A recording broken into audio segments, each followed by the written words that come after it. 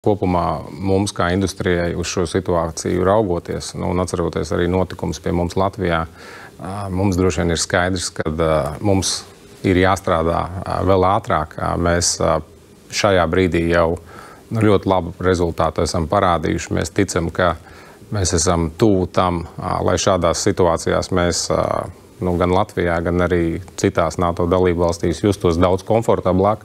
Mēs redzam, kā tā industrija kustās ar šiem citiem droniem, pārķērējiem.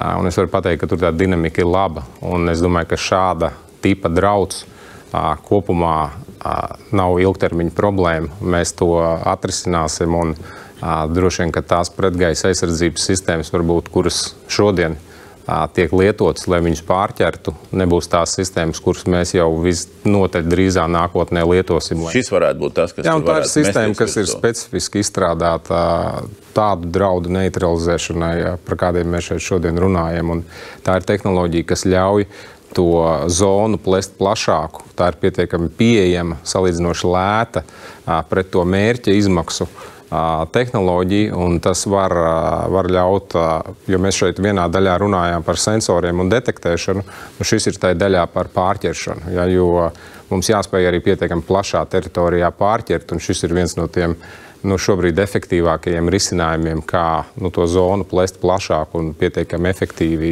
pārķert. Mēs koncentrējamies uz šo spēju, un es varu pateikt, ka mēs Baltijas valstu līmenī, uzņēmumu līmenī šobrīd esam jau izveidojuši zinām konsorciju, lai iedotu mūsu bruņotajiem spēkiem un kaimiņu valstu bruņotajiem spēkiem tādu kompleksu jau risinājumu robežu aizsardzībai, apvienojot tehnoloģiskos risinājumus, kas ir savstarpēji savietojami gan Igaunijā, gan Latvijā, gan Lietuvā, un mēs ļoti drīz to demonstrēsim. Tas ir nedēļu jautājums.